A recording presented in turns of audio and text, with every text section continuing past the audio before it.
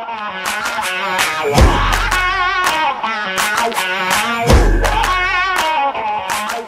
the lungs are one of the most vital organs of our bodies. It provides us with the necessary means of staying alive. Not even for us, but for most living animals and insects as well. First, let's discuss the functions of the lungs and what it does exactly for us.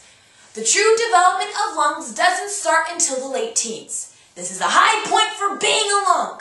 As you hit your late 20s, the lung's performance will decrease about 1% every year. However, if you are a smoker, it will decrease about 2% or more each year.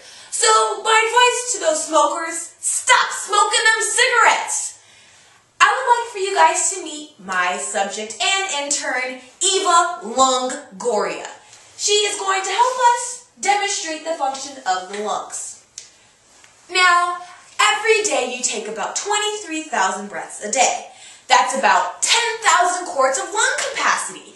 People commonly mistake the lungs as being a major muscle, but the lungs do not do any major movement at all. That is a diaphragmatic muscle in the rib cage that helps provide oxygen for the lungs. The two work together to stretch out from their normal size to provide air to the lungs. Now, the lungs are about 10 to 12 inches in diameter, and these two spongy-like textured organs are separated by a structure called the mediastinum, containing the heart, trachea, esophagus, and major blood vessels. The rib cage protects the lungs from injury and disease. However, because of the moist and wet environment surrounding the lungs, it is one of the organs that are most susceptible to diseases and infections, such as bronchitis, pneumonia, and cancer. When you breathe in carbon dioxide, it travels down the larynx, through the trachea. It soon disperses through the bronchi and bronchioles, a system of passageways that allows air to flow into the lungs. Then it will finally enter the 300 alveoli, a great kind of looking structure which exchanges carbon dioxide into oxygen. The alveoli are covered by capillaries, the smallest blood vessels, and are able to exchange of water, oxygen, carbon dioxide, and waste chemical substances between blood and the surrounding tissues. They are seen as supplying major organs in our bodies. Yes, the two lungs look similar and exactly the same as one another, but in fact, the two are very different. The two are divided by a microscopic lobe, which separates into 3 lobes on the right and only 2 on the left. The right lung is virtually vertical and is about 5 centimeters shorter than the left. The right lung is divided into 3 gaps which help process oxygen.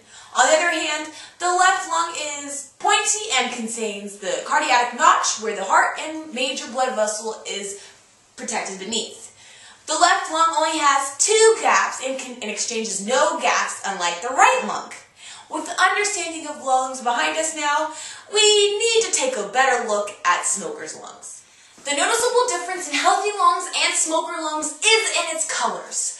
Because the lungs are able to hold a great capacity of air, it may take years for a smoker to see the effects of smoking cigarettes. Even though cigarettes have over 3,000 deadly chemicals and substances, the two that do the most significant damage is tar and nicotine.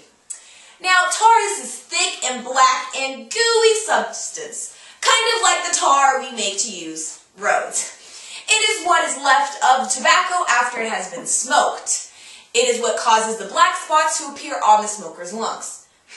The other chemical that is a big contributor to a pair of failing lungs is the addictive sedative of nicotine, flow in the bloodstream causing a calming and soothing effect leading to the smoker to wanting more. However, this high from nicotine only lasts for 5 minutes, which leads to the addiction of cigarettes.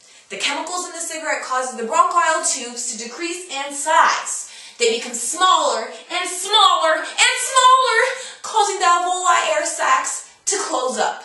The function of the alveoli is the exchange of gases. However, the exchange of gas isn't carbon dioxide like it's supposed to be, it's carbon monoxide. Instead of receiving carbon dioxide, the buildup in the lungs forces the smokers' lungs for breaths of fresh air, which leads them to coughing. Smokers cough because their lungs are pleading for them for fresh air. Due to the wrong exchange of gases, the nicotine flood into the blood vessels, causing the blood flow too far from the lungs. The lungs try to fight back by cleaning out the tar by mucus, which may be successful if smoking has stopped. But long-term smokers will cause their cilia, a natural cleaner of cleaning debris in the respiratory system, by coughing up mucus. The cilia will be destroyed, leading to an abundant amount of tar buildup in the lungs.